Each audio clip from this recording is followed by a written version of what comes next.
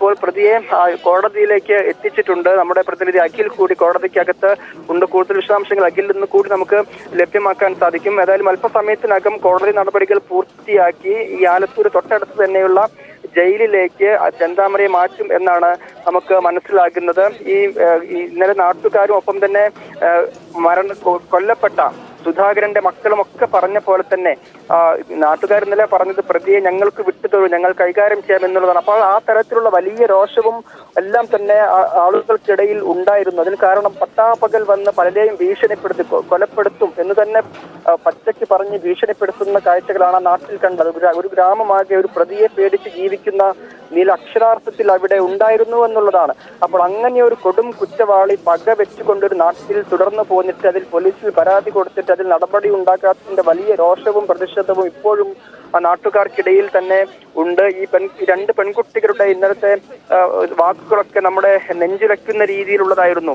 അവർക്കിനി ആരാണുള്ളത് എന്ന് ആ മക്കൾ ചോദിക്കുന്ന ചോദ്യം, അങ്ങനെ അവർ അനാഥമാകാൻ എന്താണ് കാരണം എന്ന ചോദ്യത്തിൽ ഈ പോലീസിന്റെ അനാസ്ഥ ഒരു ഉത്തരമായി തന്നെ ബാക്കിയാക്കുന്നുണ്ട് എന്നുള്ളത് കൂടിയുണ്ട്. അപ്പോൾ അത്രമേൽ ഗൗരവ തരത്തിലുള്ള ഒരു കേസാണ്. പോലീസിന്റെ ആദ്യഘട്ടത്തിൽ ഇന്ന് കോടതിയിൽ ഹാജരാക്കി റിമാൻഡ് ചെയ്യുക എന്ന നടപടിയാണ് ഉണ്ടാവുക.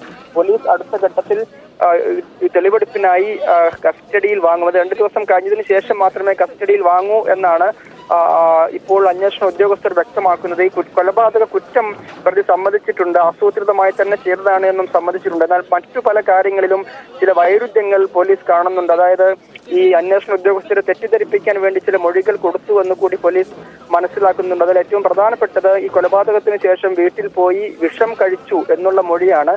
എന്നാൽ ഇന്നലെ വൈദ്യപരിശോധന നടത്തിയപ്പോൾ ശരീരത്തിൽ ഏതെങ്കിലും തരത്തിലുള്ള വിഷാംശം കണ്ടെത്തിയില്ല എന്നുള്ളത് കൂടി പ്രത്യേകമായി കാണേണ്ടതുണ്ട്.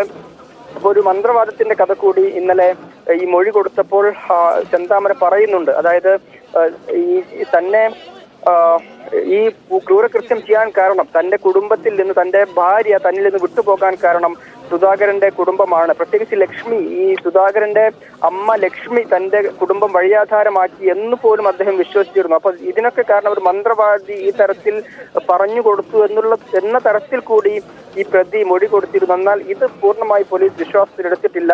ഈ ചെന്താമര തന്നെ സ്വയം മെനഞ്ഞെടുത്ത കഥയാകാം ഇത് എന്നും പോലീസ് പറയുന്നുണ്ട്. അപ്പോൾ എന്താണ് ഇത് സംബന്ധിച്ച കാര്യം എന്നുള്ളത് അടുത്ത ഘട്ടത്തിൽ മാത്രമേ, പോലീസിന്റെ കൂടുതൽ അന്വേഷണത്തിൽ മാത്രമേ വ്യക്തമാവുകയുള്ളൂ.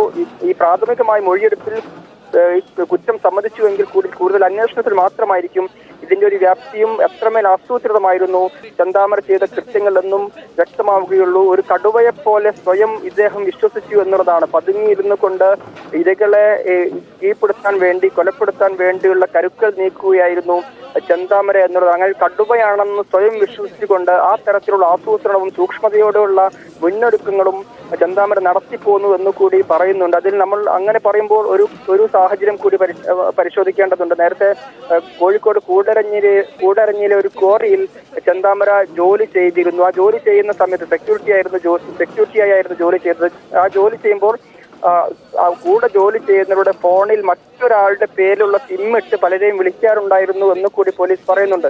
അപ്പോൾ ഇതൊക്കെ ആരൊക്കെയാണ് വിളിച്ചത്, എന്തായിരുന്നു ആ കോളുകളുടെയൊക്കെ ഉദ്ദേശം എന്നുള്ളത് കൂടിയുണ്ട്. ജാമ്യത്തിൽ ഇറങ്ങി പോലീസ് ട്രാക്ക് ചെയ്യാതിരിക്കാൻ വേണ്ടി ചെയ്ത സ്വാഭാവിക നടപടിയാണോ എന്നടക്കമുള്ള കാര്യങ്ങളൊക്കെ പോലീസ് പരിശോധിക്കും. അപ്പോൾ അത്രമേൽ സൂക്ഷ്മമായിരുന്നു ചെന്താമരയുടെ നീക്കങ്ങൾ. എന്നാൽ ഒടുവിൽ ഈ ക്രൂരകൃത്യം കഴിഞ്ഞ് വനത്തിലേക്ക് മുങ്ങിയ ചെന്താമരയ്ക്ക് വിശപ്പിന് മുന്നിൽ തോറ്റു കൊടുക്കേണ്ടി വന്നു. അങ്ങനെയാണ് വീട്ടിലേക്ക് മടങ്ങിയത്. ഈ വിശപ്പടക്കാൻ കഴിയാതെ വീട്ടിലേക്ക് മടങ്ങും വഴിയാണ് പോലീസിന്റെ വലയിലാക്കുന്നത്. ഒടുവിൽ ഇപ്പോൾ കോടതിയിൽ ഹാജരാക്കിയിരിക്കുന്നു.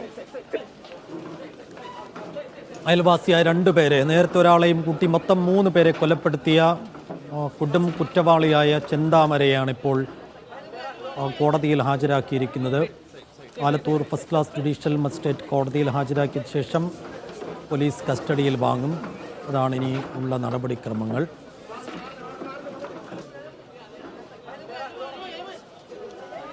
കോടതിക്കകത്തേക്ക് ചെന്താമരയെ കൊണ്ടുപോകുന്നതിന് തത്സമയ ദൃശ്യങ്ങളാണ് ഇപ്പോൾ പ്രേക്ഷകർ കാണുന്നത്.